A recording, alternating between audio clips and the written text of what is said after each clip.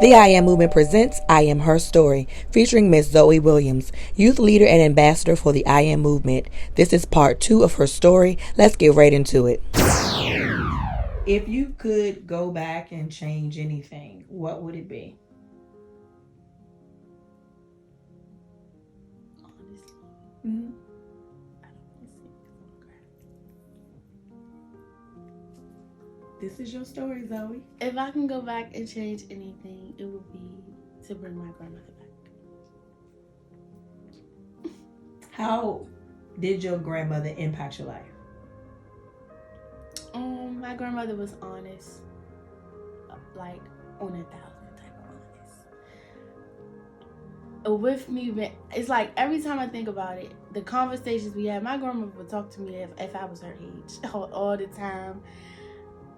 She was my best friend. I was always with her. Partner in crime. Grocery store, laundromat, bedroom. Had me watching the stories. I hated the stories. And it was in black and white. I hated the stories. I'm sorry. I love you. I didn't know who the people was. I was confused.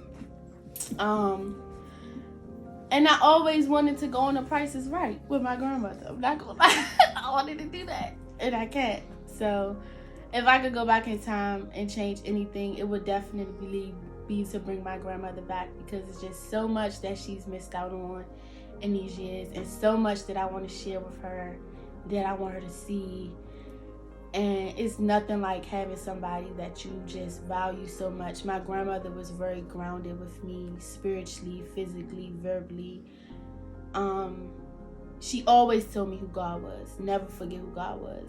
She read me scriptures at night. She tucked me in. She gave me her shirts. Like, she was just my best friend, you know? And it's like you wake up to somebody, you got plans with somebody, and then it's gone. And I had plans with her. I had plans to do a lot of things with my grandmother. We had plans to spend more weekends together, to make more rice, to make more hamburgers. And I can't do that anymore. So if I had to change anything, it would be to bring my grandmother back, because she was my peace when I was in pain. Do you think she's proud of you now?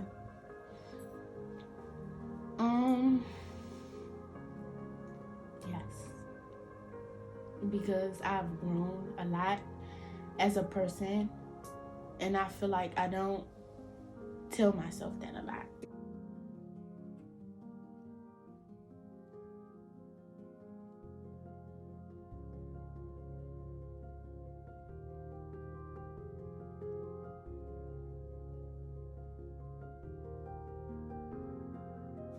I would say she is shocked, because you never know how you're going to turn out. And I definitely didn't think I was going to turn out like this. And that's not a bad thing, by the way. That's not a bad thing. I think she's proud to see that I have a better understanding of myself, and I don't always allow things to get to me, because my grandmother was a very strong person. She could be hurting but still walking, and I remember a lot of that, and I mean literally like hurting and still walking, physically and emotionally. So she held a lot, and I think that she's proud of me for not giving up on myself, because it's been many nights and many days that I was like, I'm done, I don't care anymore. And even like I can still see it, like even through all of those moments, I still am here right now. And I'm not the best person, but I'm not where I was before. I'm stronger now, and I definitely think that she's proud of that. And I know for 100% fact that she's proud that I have a better vision for myself, because for a long time I was just like, man, I'm over it. I don't know what I'm gonna do with my life. Whatever happens, it happens. But now I feel more in control, and she is proud of that I'm more in control of my life.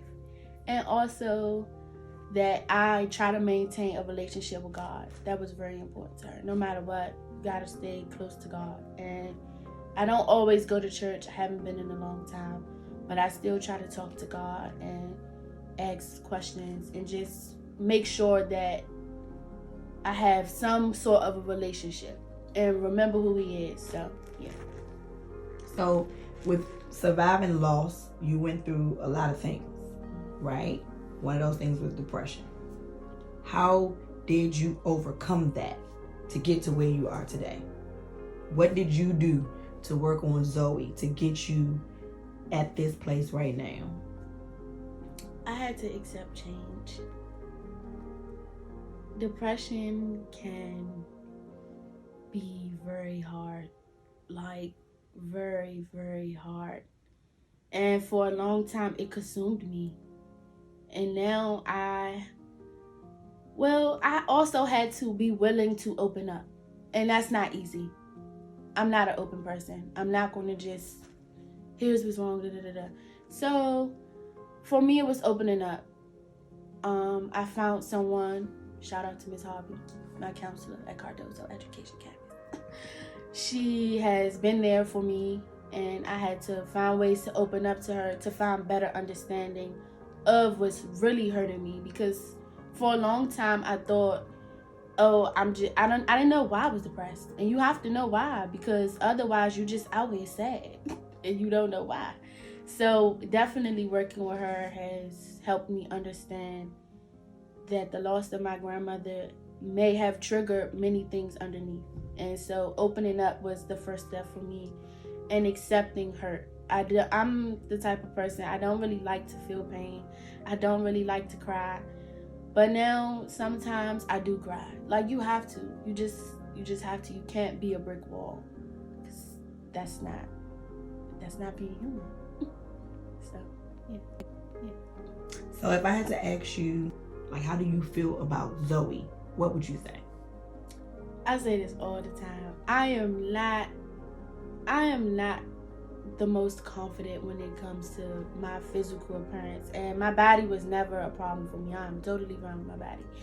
More so in the face. I know I'm not ugly, and I know God created me in His image. So I'm not the most confident when it comes to me physically, but I definitely would want to be my friend for a fact. And I say that all the time. I'm not confident physically. Let's just put that out there. But when it comes to who I am, I'm bomb.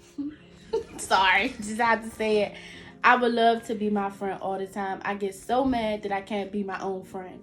Like, physically, like another me looking at me. Like, I just want to be my friend. Girl, let's go to the nail salon. Nope. I'm not going to go to the nail salon. I can't tell Zoe to come with me. I just got to do it. So I be getting mad at that. Because I'm a really, really good person. And I bring so much energy. I'm very honest. I'm always that shoulder to lean on. And I walk in your shoes for you sometimes, which is a little overwhelming, but that's just who I am. Can't help it. So yeah, I'm bomb. Are you working on this thought or notion that you feel like you're not beautiful? What are you doing to try to change your thought process behind how you see yourself physically? Because what I'm seeing on the camera is a beautiful young lady. Thank you. So what are you doing to work towards that? I just tell myself that I'm pretty. Like, it's not really much you could do, but just know and own it. And I own it. I will say that, because it's some days when I wake up and I just be like, ugh. And then I just tell myself, this is how you look. Like, you can't get mad at that. It's nothing I could do to change it. It might look like I have on makeup, but I don't. No makeup. I don't wear lashes. I don't wear a lot of lipstick. I'm very plain and neutral. I did decide to wear lashes because I just wanted them at that time. But I'm not a person that feels like I need tracks or I need some eyeliner on to make me pretty. My bare face. You're going to catch me with some chapstick and I'm going to keep pushing. That's just how I am. So for me, it's just accepting how I look. It's not really nothing I can do. I'm not going to add nothing to it. I'm not going to get surgery. I'm just going to look like this. And that's what I do every day to move past my insecurities. If I had to ask who is Zoe, what would you say? Zoe is strong. I know I'm strong because I be feeling so much all the time, and everybody has a breaking point. But for the most part, I'm pretty neutral. It don't take a lot to make me cry, but it kind of do now. It depends on the situation. But I know I'm strong for a fact. That's what I would say. I would say I'm strong. I am loving, too loving. I mean, you can never be too loving, but you can when it's getting taken advantage of. So. And I am happy. I feel like for the most part, I'm a very, very happy person. It's just sometimes things make me sad. And I feel like when I'm sad, it's a forever thing. But I tell myself, it's just an hour, not a lifetime. So, yeah. What's your favorite color? Purple. I love purple. Why purple? I don't know. Ever since a little girl, I just love purple. Like, purple everything. I just love purple. I like dark purple, light purple, pink purple, green purple, blue purple. Every type of purple. What's your favorite food? French fries. I could tear me up some French fries. Honestly. I gotta stop eating them. Why? It's not healthy. Too many carbs. I get French fries for every meal. Rice and fries. Chicken and fries. Oatmeal and fries. Apples and fries. I love fries. You gotta add fries to everything. So. What is your theme song?